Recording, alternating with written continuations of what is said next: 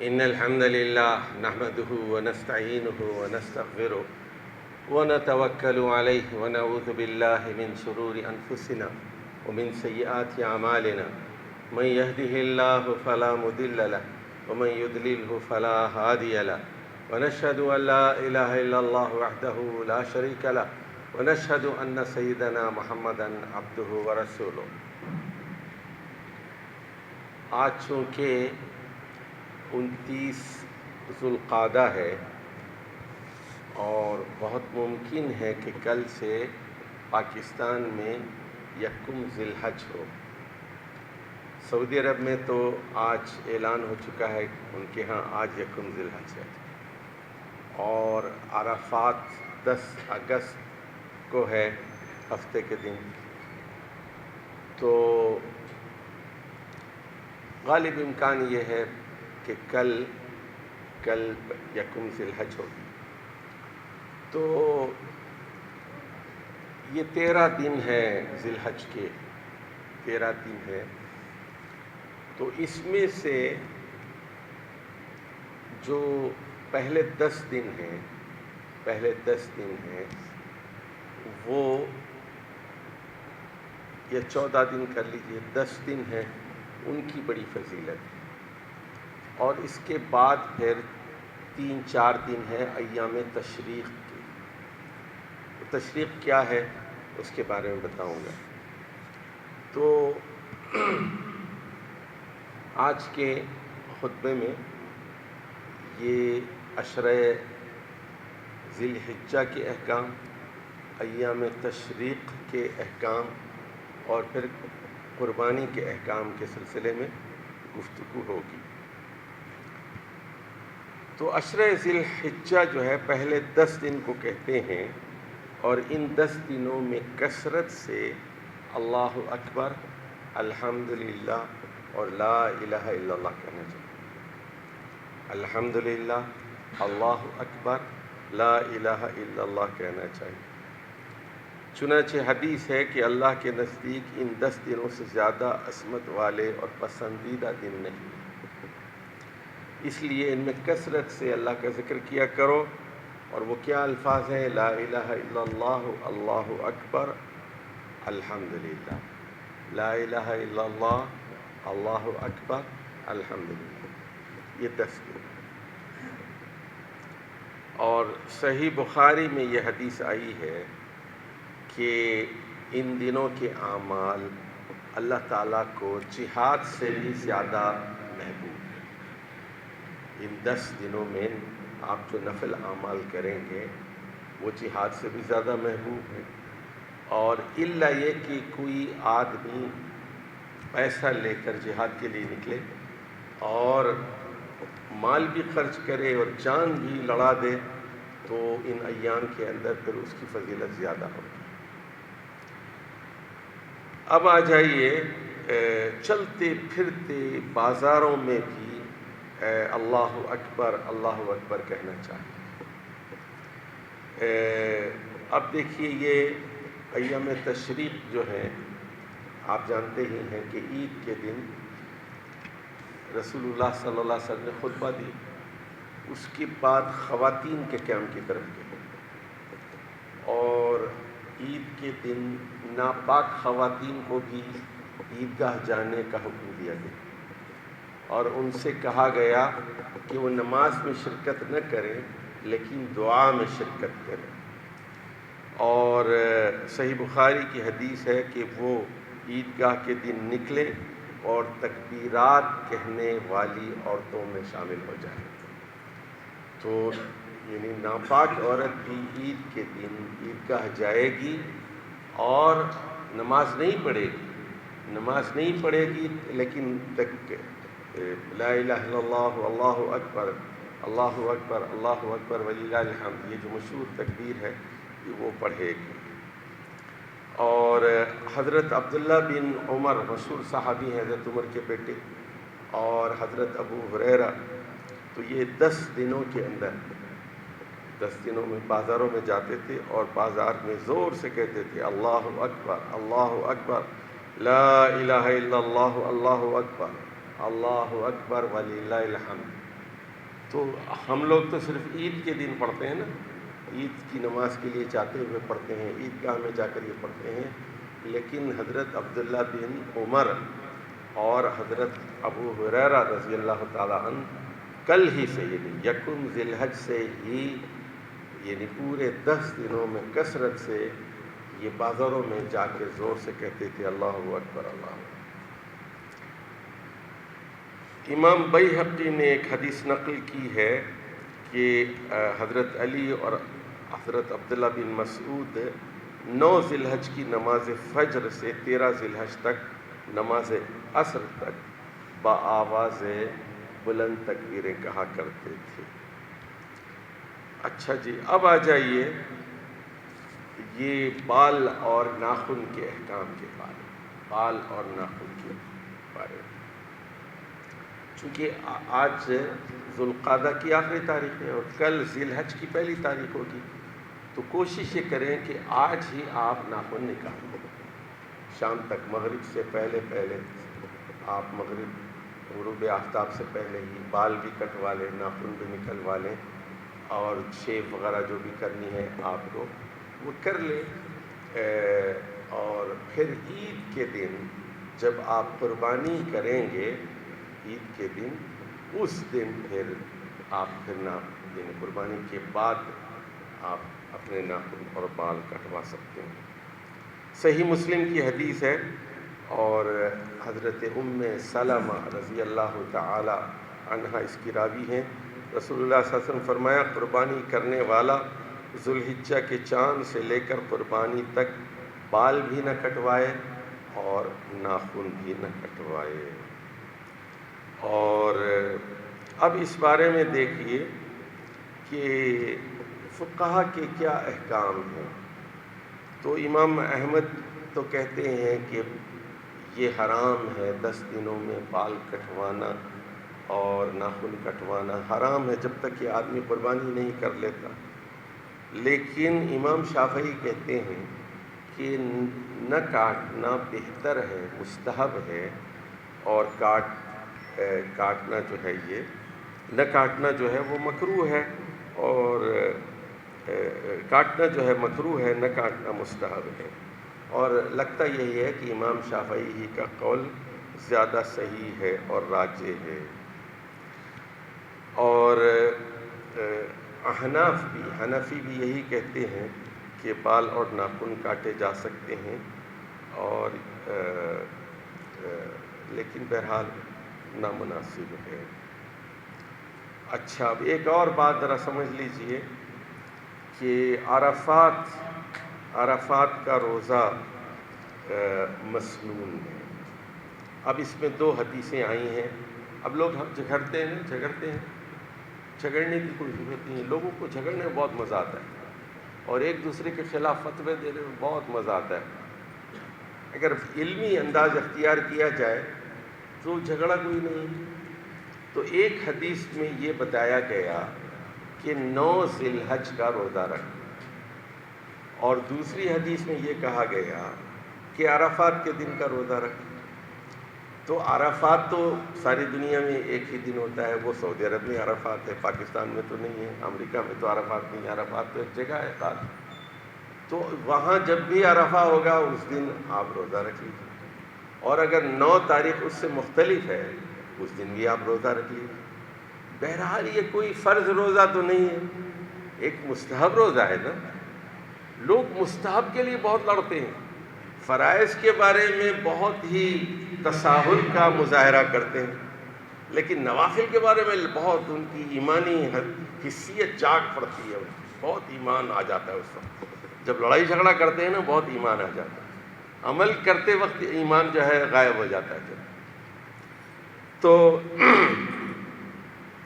عرفات کے دن روزہ رکھنا چاہیے، اور مشہور حدیث ہے صحیح مسلم کی کہ صوم یوم عرفات یکفر سنتین، صوم یوم عرفات یکفر سنتین۔ تو عرفات کے دن کا روزہ 2 سال کے چھوٹے گناہوں کو مٹا دیتا ہے۔ عرفات کے دن کا روزہ 2 سال کے چھوٹے گناہوں کو مٹا دیتا ہے۔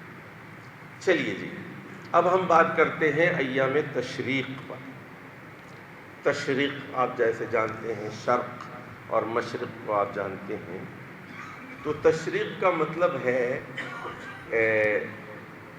دھوپ میں گوشت سکھانا، دھوپ میں گوشت سکھانا قربانی کا۔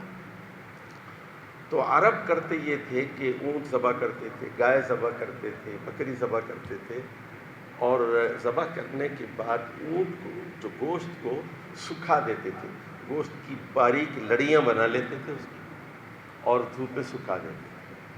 تو اس طرح اس کو نمک وغیرہ لگا کے لمبی لمبی پٹیاں بنا دیتے تھے اس کی، اور اس کو لٹکا دیتے تھے رسی کے اوپر، تو گوشت سوکھ جاتا تھا، اور اس کو 15 دن، مہینہ، 2 مہینے، 3 مہینے، 4 مہینے کے بعد اس کو کھایا کرتے تھے اور اس کا ذخیرہ کر لیتے تھے۔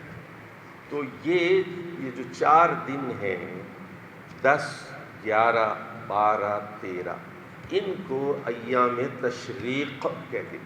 ایام تشریق، گوشت سکھانے کے دن۔ اور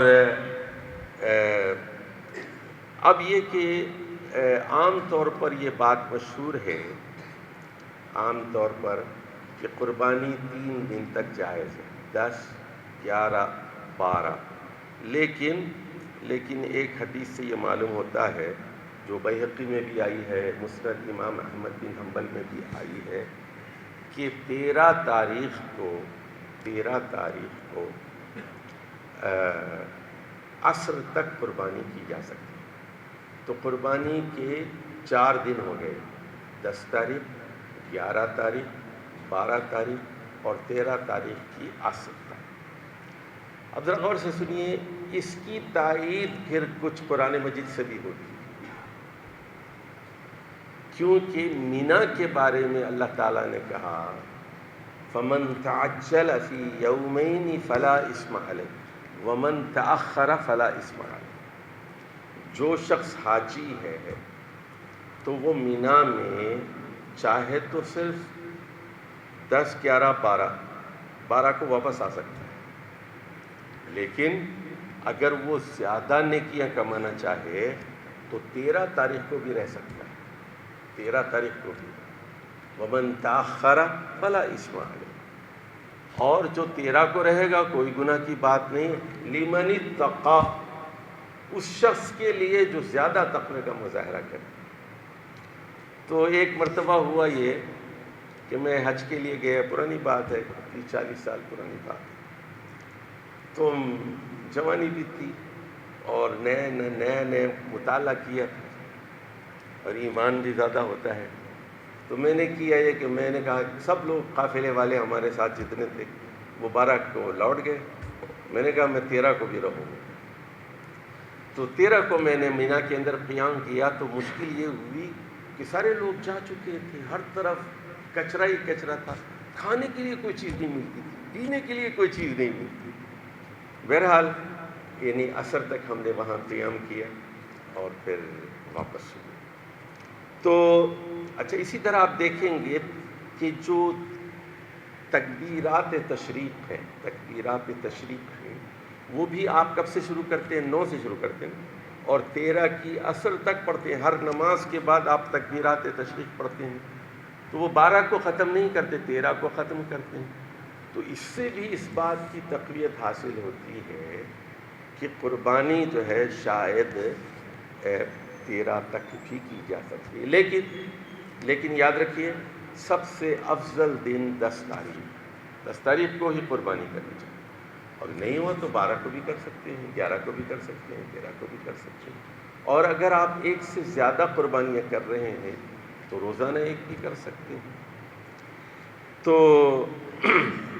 اب یہ دیکھیے، مشہور حدیث ہے کل ایام التشریق ذبح، کل ایام التشریق ذبح، یعنی ایام تشریق سارے کے سارے ذبح کے دن، کل ایام التشریق ذبح، جتنے ایام تشریق ہے اس میں قربانی ہو سکتی ہے۔ اور صحیح مسلم کی روایت ہے کہ یہ کھانے پینے کے دن ہیں اور اللہ کو یاد کرنے کے دن۔ اب میں حاجیوں کو خصوصی طور پر یہ بات بتاتا ہوں، یہاں لوگ جاتے ہیں حج کے لیے، پیسہ بھی خرچ کرتے ہیں، 5 لاکھ 6 لاکھ 7 لاکھ 10 لاکھ، لیکن حج کی جو اصل روح ہے اس کو پیش نظر نہیں رکھتے۔ تصویریں بنا رہے ہیں، سیلفیاں کھینچ رہے ہیں، بھیج رہے ہیں، باتیں کر رہے ہیں، گپ شپ کر رہے ہیں۔ تو قرآن مجید میں 7 مرتبہ ذکر ہوا ذکر کا، اور 7 مرتبہ ہی ذکر ہوا تقویٰ کا۔ یعنی حج کی جو اصل روح ہے وہ 2 چیزیں ہیں، اللہ کا ذکر اور تقویٰ۔ تو یعنی اگر آپ کا کوئی رشتہ دار جا رہا ہے یا چلا گیا ہے اور آپ سے ٹیلی فون پر بات کرتا ہے تو اس کو آپ 2 باتیں کہیے اس کو۔ ایک تو ہر وقت ذکر کرتے رہو، یعنی واپسی تک بیکار فضول بات نہیں کرنا، کوئی ادھر ادھر کی بات نہ کرنا، دین کی بات کرو، قرآن کی کرو، حدیث کی کرو، اور سبحان اللہ، الحمدللہ، اللہ اکبر۔ اور ایسا پھر حج کیا ہوتا ہے، اس کو کہتے ہیں حج مبرور۔ اچھا، لوگ یہ سمجھتے ہیں، سنیے، لوگ یہ سمجھتے ہیں وہ حج کر کے آئے تو ایسا ہو جائے گا جیسے ماں کی پیٹ ہو، بالکل سارے گناہ معاف ہو جائیں گے۔ لیکن یہ کس صورت میں ہے؟ جب اس کا حج نیکیوں والا ہو۔ فلا رفث ولا فسوق ولا جدال فی الحج، وہ کوئی جنسی گفتگو نہ کرے، کوئی اللہ کی نافرمانی کا کام نہ کرے، اور کوئی جدال نہ کرے، جھگڑا نہ کرے۔ ابھی میں 2 سال پہلے حج کے لیے گیا تھا، مینا میں جھگڑا شروع ہو گیا اور مار پیٹ کی نوبت آ گئی۔ غالباً 11 تاریخ تھی، مار پیٹ 2 پاکستانیوں کی درمیان۔ میں نے بہت منت سماجت کی خدا کے لیے، بھائی یہ حج کا موقع ہے، حج کا موقع ہے، آپ حج کے لیے آئیں، مینا کے اندر ہے، یہ آیت پڑھ کے سنیں، فلا رفث ولا فسوق ولا جدال فی الحج۔ حج میں جنسی گفتگو نہیں ہو سکتی، حج میں نافرمانی کی بات نہیں ہو سکتی اللہ کی، حج میں لڑائی جھگڑا نہیں ہو سکتا، جدال نہیں ہو سکتا۔ لیکن غصے میں آدمی اتنا پاگل ہو جاتا ہے اور شیطان اتنا غلبہ حاصل کر لیتا ہے، وہ کسی کی بات نہیں سنتا۔ خیر ہمارے ساتھ بہت سارے لوگ تھے، 2-4 لوگ، انہوں نے ان کو الگ کیا، لیکن ادھر سے جا کے بھی وہ چلا رہے تھے، ادھر سے بھی وہ جا کے چلا رہے تھے، اور وہ آوازیں بلند کر رہے تھے، بھوک چاہیے، پانی پیجیے سب۔ اچھا جی، یعنی وَاذْكُرُوا اللَّهَ فِي أَيَّامٍ مَّعْدُودَاتٍ، اللہ تعالیٰ قرآن میں فرماتا ہے ان دنوں میں کثرت سے اللہ تعالیٰ کا ذکر کرو۔ یہ ایام معدودات ہیں، یہ گنے چنے دن ہیں، اللہ کو یاد کرو۔ اور ذکر کیا چیز ہے سن لیجیے، یہ موٹی موٹی چند باتیں بتاتا ہوں میں آپ کو۔ سبحان اللہ، الحمدللہ، اللہ اکبر، لا الہ الا اللہ، اللہم صلی علی محمد، استغفر اللہ، استغفر اللہ، لا الہ الا اللہ وحدہ لا شریک لہ، لہ الملک ولہ الحمد وہو علی کل شیء قدیر، اور لا حول ولا قوة الا باللہ۔ یہ سبحان اللہ وبحمدہ، سبحان اللہ العظیم، استغفر اللہ، استغفر اللہ، یا اللہ معاف کر دے، یا اللہ معاف کر دے، اور سمجھ کے ذکر کیا کرو۔ اللہ اکبر، یا اللہ تو سب سے بڑا ہے، اللہ اکبر، تو چاند سے بڑا ہے، سورج سے بڑا ہے، آسمان سے بڑا ہے، آسمان کا بنانے والا ہے، اللہ اکبر، بہت بڑا ہے۔ قیامت کے دن زمین اللہ تعالیٰ کی مٹھی میں ہوگی، آسمان اس کے دائیں ہاتھ میں لپٹا ہوا ہوگا۔ اللہ بہت بڑا ہے، زمین آسمان کا پیدا کرنے والا بہت بڑا ہے، بہت بڑا ہے۔ تو اس بات کو سمجھنا، وسیع کرسیہ السماوات والارض، اس کی کرسی کی وسعت زمین اور آسمان پر پھیلی ہوئی ہے، وسیع، اس کی کرسی بہت پھیلی ہوئی ہے۔ اس کی کرسی جو ہے عربی زبان میں، ایک تو آپ کی اردو کی کرسی ہوتی ہے نا، جس پہ یہ لوگ بیٹھے ہوئے ہیں 3 لوگ، وہ بھی کرسی ہے۔ عربی زبان میں کرسی کہتے ہیں جہاں آپ کے 2 پیر رکھے ہوئے ہیں نا، اس 2 پیروں کی جگہ کو کرسی کہتے ہیں۔ جہاں آپ کے 2 پیر رکھے ہوئے ہیں اس کو کرسی کہتے ہیں۔ جیسے یہ ممبر ہے نا، یہ ممبر کی یہ جو کرسی ہے، کرسی یہ جو نچلا حصہ ہے اس کو کرسی کہتے ہیں، کرسی کہتے ہیں، ذرا اس کو بھی پیش نظر رکھیے۔ اچھا جی، اب آ جائیے کچھ قربانی کے سلسلے میں ہم بات کرتے ہیں بڑی تیزی کے ساتھ۔ ایک تو قربانی جو ہے قربان سے ہے، قربت سے ہے، تقرب سے ہے۔ تو قربانی کا مقصد کیا ہے؟ اللہ کے قریب ہو جانا، اللہ کی قربت حاصل کرنا۔ اس میں دھوکہ نہ ہو، ریاکاری نہ ہو، تصنع نہ ہو، بناوٹ نہ ہو۔ یہ نہ پوچھیں کسی سے کتنے میں خریدا، ہم نے تو 40,000 کا بکرا خریدا ہے، تم نے 15,000 کا خریدا، تمہاری گائے کتنے کی، ہماری گائے کتنے کی ہے۔ ایک دوسرے پہ فخر مت جتاؤ، فخر مت جتاؤ۔ اللہ کے لیے، اللہ میں یہ قربانی تیری قربت کے لیے، تیرے نزدیک کے لیے قربان جو ہے۔ دیکھیے قرآن مجید میں یہ لفظ آیا ہے قرباناً عالیہ۔ جب اللہ کا عذاب آیا، زلزلے آئے، طوفان آئے، بارشیں آئیں، لوگ مر گئے ہزاروں، تو اللہ تعالیٰ سوال کرتا ہے وہ قرباناً عالیہ کہاں گئے؟ انہوں نے مدد کیوں نہیں کی تھی؟ وہ تقرب الہی کے لیے جو جھوٹے خدا تھے نا، اللہ تک پہنچنے کے لیے آپ جن جھوٹے خداؤں کا سہارا لیتے تھے، انہوں نے آگ کے سیلاب سے آپ کو کیوں نہیں بچایا؟ زلزلے سے کیوں نہیں بچایا؟ بیماریوں سے یہ جھوٹے خداؤں نے کیوں نہیں بچایا آپ کو؟ ولولا نصرہم اللہ، ولولا نصرہم قربانا علیہ۔ اب آ جائیے، دیکھیے آدم علیہ السلام کے بارے میں جانتے ہیں، ان کے 2 بیٹے تھے، ایک حابیل اور قابیل۔ تو ایک نے قربانی کی، دونوں نے قربانی کی، ایک کی قربانی قبول ہوئی، دوسری کی نہیں ہوئی۔ اور اللہ نے قرآن مجید میں سورہ مائدہ کے اندر یہ بات بتائی کہ انما یتقبل اللہ من المتقین، صرف متقی کی قربانی اللہ تعالیٰ قبول کرتا ہے۔ جو حرام سے بچتا ہے اس کی قربانی قبول ہوتی ہے، حرام سے جو نہیں بچتا اس کی قربانی قبول نہیں ہوتی، یاد رکھیے۔ اور مشہور حدیث ہے کہ حرام کا صدقہ قبول نہیں کیا جاتا، رشوت کا، سود کا، غصب کا، ناجائز مال کی قربانی اور صدقہ قبول نہیں کیا جاتا۔ رزق حلال اللہ تعالیٰ کو پسند، رزق حلال پسند ہے۔ یہ بات اچھی طرح سمجھ لیجئے، یہ بات قرآن سے ثابت ہے۔ اچھا جی، اب ذرا ایک اور بات ذرا سمجھ لیجئے، اللہ تعالیٰ کو قربانی کا گوشت نہیں پہنچتا، تو یہ مشرکین مکہ حضرت ابراہیم کے زمانے سے قربانی کرتے تھے، اور کرتے کیا تھے سن لیجئے، خانہ کعبہ کی دیوار کے پاس وہاں نزدیک لے آ کر قربانی کرتے تھے۔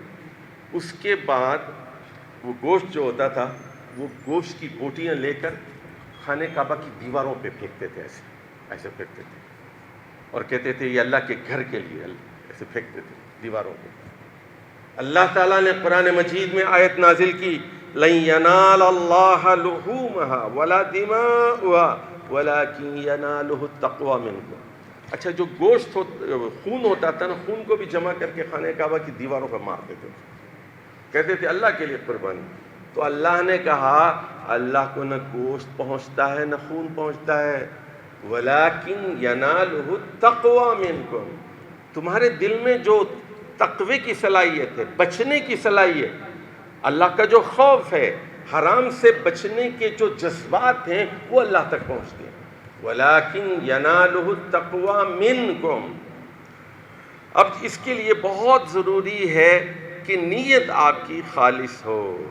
صحیح مسلم کی حدیث ہے کہ اللہ تعالیٰ صرف پاکیزہ چیزیں قبول فرماتا ہے، اور رسول اکرم صلی اللہ علیہ وسلم نے فرمایا کہ یہ تمہارے باپ ابراہیم علیہ السلام کی سنت ہے، سنت ابیکم ابراہیم، اور اس کی ہر بال اور ہر اون کے بدلے ثواب ملتا ہے۔ یہ ترمذی کی حدیث ہے، اگرچہ کہ ضعیف ہے، اور اس پر پوری امت کا اجماع ہے کہ یہ قربانی سنت ہے۔ اور رسول اللہ صلی اللہ علیہ وسلم مدینے میں رہے جب، یعنی 10 سال آپ نے مدینے کے اندر قیام فرمایا، اور ہر سال آپ نے قربانی کی۔ تو یہ سنت ابراہیمی بھی ہے اور یہ سنت محمدی صلی اللہ علیہ وسلم بھی ہے۔ اب آ جائیے، کیا یہ قربانی واجب ہے، فرض کے درجے میں ہے، کیا یہ سنت ہے؟ اس بارے میں اختلاف ہے۔ تو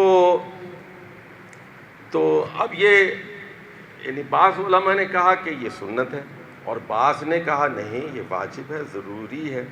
جن لوگوں نے کہا کہ یہ واجب ہے انہوں نے ابن ماجہ کی حدیث سے استدلال کیا کہ من وجد ساعتن فلم یضحی فلا یقربن مصلانا، جو وسعت رکھتا ہے، پیسے رکھتا ہے، کشادگی رکھتا ہے، اس کے باوجود وہ قربانی نہیں کرتا، وہ ہماری عیدگاہ کے پاس نہ آئے۔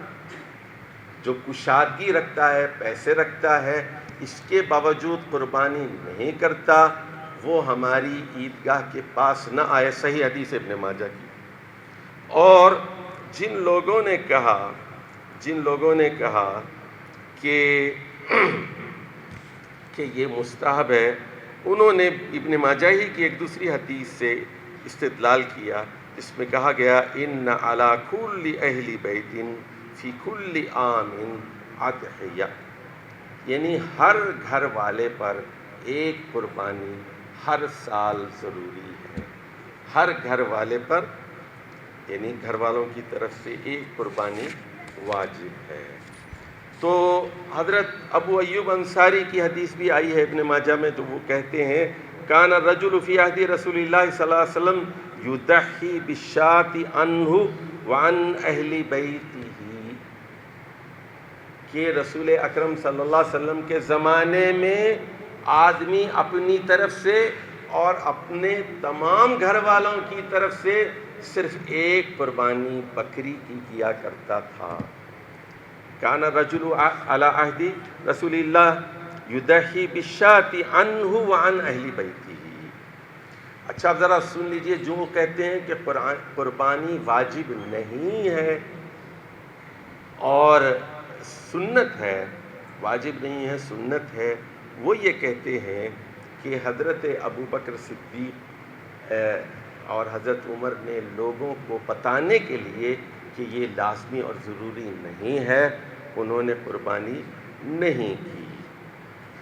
اب آ جائیے، جو آدمی بہت غریب ہے، قربانی نہیں کر سکتا، تو وہ عید کے دن کٹنگ کروا لے اور ناخن تراش لے۔ چنانچہ نسائی کی حدیث ہے کہ جو تنگ دست آدمی ہے اور قربانی نہیں کر سکتا، قربانی کے دن بال بنوا لے، ناخن کٹوا لے، مونچھیں کتروا لے، زیر ناف بال کاٹ لے، یہی اس کی قربانی۔ سن لیجئے، اب غریب لوگوں کے لیے بہت اس میں سہولت ہے۔ جو قربانی نہیں کر سکتا، عید کے دن نماز پڑھ کر آئے اور آنے کے بعد کٹنگ کروا لے، ناخن نکال لے اور سارے بدن کی صفائی کر لے، یہی اس کی قربانی ہے۔ وہ اللہ سے یہ کہہ سکتا ہے اللہ میں جسم کے بال دے رہا ہوں، جسم دے رہا ہوں تجھے، ضرورت پڑی پیسے آئیں گے تو پیسہ بھی خرچ کر دوں گا، لیکن میرے پاس اس وقت گنجائش نہیں ہے، میرے حالات نہیں ہیں، میں جانور خرید نہیں سکتا۔ تو عید کے دن وہ اپنے بال کر لے۔ اب آ جائیے بڑی تیزی سے، قربانی کا جانور کیسا ہو؟ تو 4 قسم کے جانور ایسے ہیں جن کی قربانی نہیں ہو سکتی۔ ابو داؤد کی حدیث ہے، دیکھیے، کانا ہو، ایک آنکھ بالکل کام نہیں کرتی، واضح طور پر کانا ہو، اور بالکل مریض ہو یا بالکل واضح طور پر لنگڑا ہو۔ دیکھیے، واضح طور پر لنگڑا ہو، تھوڑا بہت لنگڑا ہو کوئی مسئلہ نہیں، بالکل لنگڑا رہے، بالکل شک ہو تو کوئی مسئلہ نہیں ہے آپ کو، اور چربی سے خالی مریل نہ ہو، یعنی واضح طور پر کانا نہ ہو، واضح طور پر لنگڑا نہ ہو، مریض نہ ہو، اور بالکل مریل چربی سے خالی دبلا پتلا نہ ہو۔ ایک چیز ہو گئی۔ دوسری چیز، لاغر اور کمزور نہ ہو، مریل دبلا پتلا نہ ہو، چربی سے بالکل خالی نہ ہو۔ یہ بھی ابو داؤد اور ترمذی کی حدیث ہے۔ اور رسول اللہ صلی اللہ علیہ وسلم نے فرمایا آنکھ اور کان کو اچھی طرح دیکھ لو، آنکھ اور کان کو اچھی طرح دیکھ لو۔ اور چوتھی بات جو آپ نے کہی ہے، اگرچہ کہ حدیث ضعیف ہے، جانور کے سینگ اور کان کٹے ہوئے نہ ہو، کٹے ہوئے نہ ہو۔ اب یہی چیزیں ہیں، دیکھیے، دیکھ ایک بات ذرا غور سے سنیے، دین میں بہت سارے لوگ فضول سوال کرتے ہیں، فضول سوال نہ کریں۔ لوگ مجھ سے فضول فون کرتے ہیں، میسج بھیجتے ہیں، واٹس ایپ پہ میسج کرتے ہیں، میں کہتا ہوں جتنا ہم بتاتے ہیں اتنا سنیے۔ میں اللہ کا رسول نہیں ہوں، میں اتنا ہی بتاؤں گا جو قرآن اور حدیث میں۔ جس بارے میں قرآن اور سنت خاموش ہے سوال مت کرو، خامخواہ پریشان ہو جاؤ گے، پھنس جاؤ گے۔ تو کانا نہ ہو اور لنگڑا نہ ہو، مریل دبلا پتلا نہ ہو، مریض نہ ہو، چربی سے خالی نہ ہو، اور کان کٹا ہوا نہ ہو، اور اسی طرح آنکھ اس کے سینگ کٹے ہوئے نہ ہو، بس اس کے علاوہ کوئی اور سوال مت کیجیے۔ بس اتنی چیزیں دیکھ لیجیے جتنی باتیں رسول اللہ صلی اللہ علیہ وسلم نے کہی۔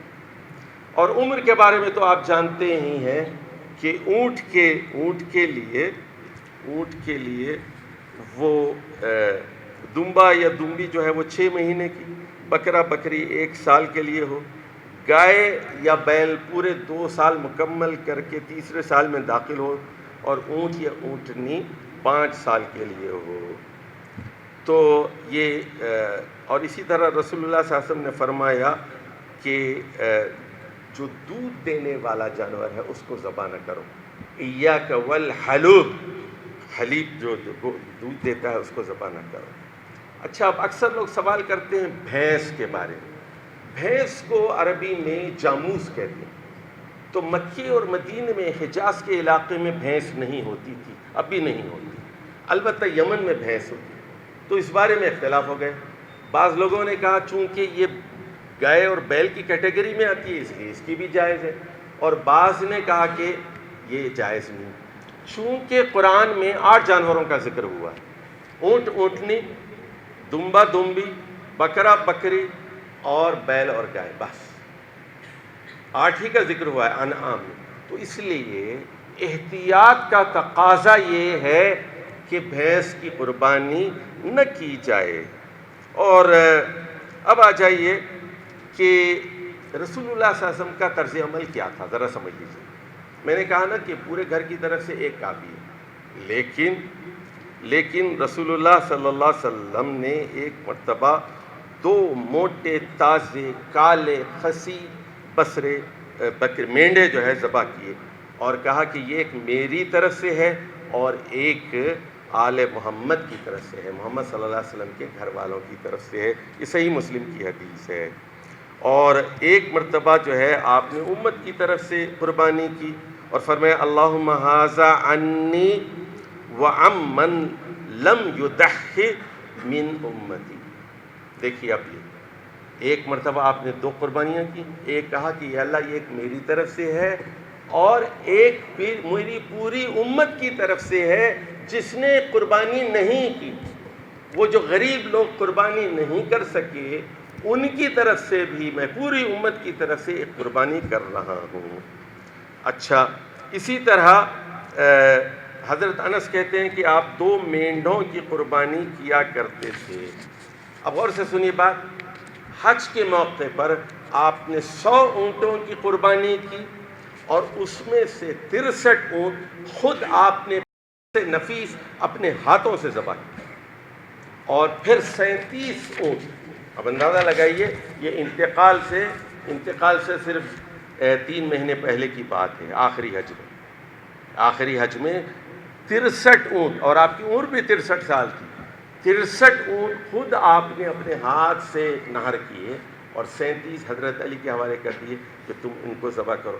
کیا بات معلوم ہوئی کہ آپ ان لمیٹڈ قربانی کر سکتے ہیں، 1 کیجئے، 2 کیجئے، 4 کیجئے، 5 کیجئے، پورے گائے خرید لیجئے، پورے 7 کی کیجئے، 10 قربانیاں کیجئے، 20 کیجئے، کوئی منع کرتا ہے آپ کو؟ جتنا آپ کی حیثیت ہے کیجئے آپ۔ اونٹ کی قربانی میں 7 آدمی شریک ہو سکتے ہیں۔ اور اب آ جائیے، عید کی نماز سے پہلے قربانی کرنا جائز نہیں ہے۔ اگر کوئی آدمی عید کی نماز سے پہلے قربانی کرتا ہے تو وہ عام صدقہ شمار ہوگی، اور عید کی قربانی شمار نہیں ہوگی۔ اور ایک دوسری حدیث میں ہے صحیح بخاری کی، اگر کسی نے عید سے پہلے قربانی کر لی نماز سے پہلے تو اس کو نماز کے بعد دوسری قربانی کرنی پڑے گی. اور یہاں آپ اسلام آباد میں دیکھ لیجئے 6 بجے بکرے کٹے ہوئے ہوتے ہیں. آپ نماز ہوئی ہی نہیں، نماز نہیں. آپ دیکھ لیجئے، آپ جا کے ذرا چکر لگا کے دیکھ لیجئے، فجر کی نماز کے بعد شروع ہو جاتے ہیں لوگ، نماز پڑھے بغیر ہی شروع ہو جاتے ہیں. تو ذرا اس کا احتیاط کیجیے اور قبلہ رخ رکھ کر جانور کو ذبح کیجیے. اور عورت بھی ذبح کر سکتی ہے. اور حضرت ابو موسیٰ اشعری رضی اللہ تعالیٰ نے اپنی بیٹیوں کو کہا کہ تم اپنی قربانی خود اپنے ہاتھ سے ذبح کرو.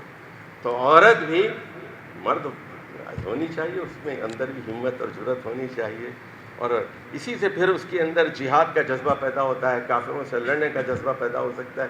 اب ہماری عورتیں پائلٹ بھی بن رہی ہیں، فوج میں بھی جا رہی ہیں، پولیس میں بھی جا رہی ہیں، لیکن قربانی نہیں کر سکتی. کیوں نہیں کر سکتی؟ قربانی کیوں نہیں کر سکتی؟ اب آ جائیے، ایک مرتبہ نبی کریم صلی اللہ علیہ وسلم نے اپنی بیویوں کی طرف سے، صحیح بخاری کی حدیث ہے، گائے کی قربانی بیویوں کی طرف سے، یعنی ایک پورا جانور خرید لیجئے، 7 گائے، اور آپ کی بیویاں ہیں، بچے ہیں، ان کی طرف سے سب ایک طرف سے دے دیجیے.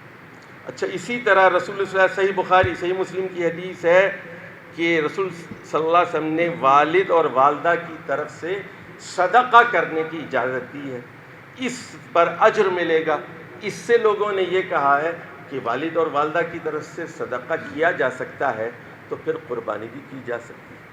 لیکن ایک بات یاد رکھیے، یہاں رسول اللہ صلی اللہ علیہ وسلم نے اپنے مرے ہوئے رشتہ داروں کی طرف سے قربانی نہیں کی. اور سے سنیے بات، آپ صلی اللہ علیہ وسلم کی زندگی میں آپ کی 3 بیٹیوں کی وفات ہوگی، حضرت ام کلثوم، حضرت زینب اور حضرت رقیہ. ان کی طرف سے آپ نے قربانی نہیں کی. آپ کی اہلیہ، 2 اہلیہ وفات پائیں، ایک تو زینب ام المساکین اور دوسرے حضرت خدیجہ، تو ان کی طرف سے بھی آپ نے قربانی نہیں کی. آپ نے اپنے مرحوم چچا حضرت حمزہ جو عہد میں شہید ہوئے تھے، ان کی طرف سے قربانی نہیں کی. البتہ زندہ بیویوں کی طرف سے قربانی کی، مردہ بیویوں کی طرف سے قربانی نہیں کی. یہ ذرا نقطہ نوٹ کر لیجیے. زندہ بیویوں کی طرف سے ایک گائے کی قربانی کی ہے، گھر والوں کی طرف سے کی ہے، لیکن مردہ رشتہ داروں کی طرف سے نہیں کی. اچھا جی، اب آخری بات سن لیجیے کہ قربانی کے گوشت کا مصرف کیا ہے. تو اس بارے میں 2 آیتیں ہیں سورۃ حج میں آئی ہیں. ایک تو آیت نمبر 28 ہے اور ایک دوسری آیت نمبر 36 ہے. تو وہاں 28 میں کہا گیا فَكُلُوا مِنْهَا، خود بھی کھاؤ، کُلُوا مِنْهَا وَأَطْعِمُوا الْبَائِسَ الْفَقِيرَ، اور جو بالکل محتاج فقیر ہے، مانگنے والا ہے، اس کو بھی کھلاؤ. اچھا، ایک تو یہ ہو گئے. اب آئیے آیت نمبر 36، اس میں کیا کہا جا رہا ہے؟ فَكُلُوا مِنْهَا، اس میں خود بھی کھاؤ، وَأَطْعِمُوا الْقَانِعَ وَالْمُعْتَرَ، اور قانے کو بھی، قناعت پسند آدمی کو بھی کھلاؤ جو مانگتا نہیں ہے، اور جو معتر ہے، بالکل مانگتا ہے، فقیر ہے، تنگ دست ہے، اس کو بھی دو. تو اس کا کیا مطلب ہوا؟ جو خوددار آدمی ہے، جو گوشت مانگنے نہیں آتا، آپ کو معلوم ہے کہ وہ محتاج ہے، مسکین ہے، اس کے 5 بچے ہیں، 8 بچے ہیں، ایک بڑا گھر ہے، اس کے گھر آپ قانے ہیں نا، قناعت پسند آدمی ہے، قانع ہے، تو اس کے پاس پہنچائیے آپ. تو کوشش یہ کیجئے. اچھا، بعض لوگ کیا کرتے ہیں، دیکھیے وہ کیا کرتے ہیں، گوشت ہو گیا، فرض کیجئے 21 کلو گوشت ہو گیا، وہ کہتے ہیں 7 کلو گھر کے لیے، 7 کلو رشتہ داروں کے لیے، 7 کلو غریبوں کے لیے. یہ شریعت میں ایسا کوئی نہیں ہے کہ ایسا کوئی نہیں شریعت میں 7 کلو 7 کلو 7 کلو. بھائی اگر آپ 10 کلو غریبوں کو دیتے ہیں تو کیا مسئلہ ہے اس میں؟ یا اسی طرح اگر پورے 15 کلو غریبوں کو دے دیتے ہیں، 21 میں سے 6 اپنے گھر کے لیے رکھ لیتے ہیں، یا غریب رشتہ دار ہیں ان کو دیں گے تو ڈبل ثواب ہوگا. ایک تو غریب ہونے کا ثواب ملے گا، ایک رشتہ داری کا حق بھی کا ثواب بھی ملے گا. تو یہ برابر کا کوئی کانسیپٹ اسلام میں نہیں ہے، یہ عام طور پر مشہور ہو چکا ہے.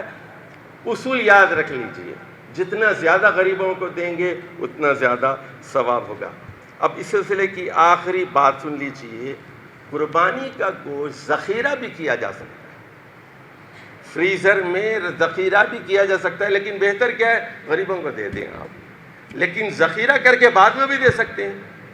اب دیکھیے حدیث موجود ہے اس بارے میں، اور یہ صحیح مسلم کی حدیث ہے، کُلُوا وَادَّخِرُوا وَتَصَدَّقُوا، کھاؤ، ذخیرہ کر لو اور خیرات کرو۔ کُلُوا وَادَّخِرُوا وَتَصَدَّقُوا۔ دیکھیے دین میں لچک ہے، فلیکسیبلٹی ہے، دین میں آسانی ہے، تو یہ رسول اللہ صلی اللہ علیہ وسلم کے احکام ہے اس پر۔ اور آخری بات اس سلسلے کی یہ ہے، کھالوں کا اور دوسری چیزوں کا کیا مصرف ہے؟ اس کا بھی وہی مصرف ہے جو گوشت کا ہے۔ سن لیجئے، قربانی کی کھال ہے نا، اسے آپ جیکٹ خود بنا لیجئے، جوتے خود بنا لیجئے، اس سے اس کو گھر میں استعمال میں لے آئیے نا گھر میں۔ آپ اسی طرح کسی کو تحفہ دے دیجئے، آپ کسی غریب کو دے دیجئے آپ قربانی کی کھال، لیکن سنیے ان لبرل لوگوں کو نہ دیجئے، بے دین لوگوں کو نہ دیجئے۔ بے دین لوگوں نے بہت ساری یہ این جی اوز بنا لی ہیں، خدا کو نہیں مانتے، رسول کو نہیں مانتے، این جی اوز، اور اب زکوٰۃ ہمیں دے دیجئے، کھالیں ہمیں دیجئے۔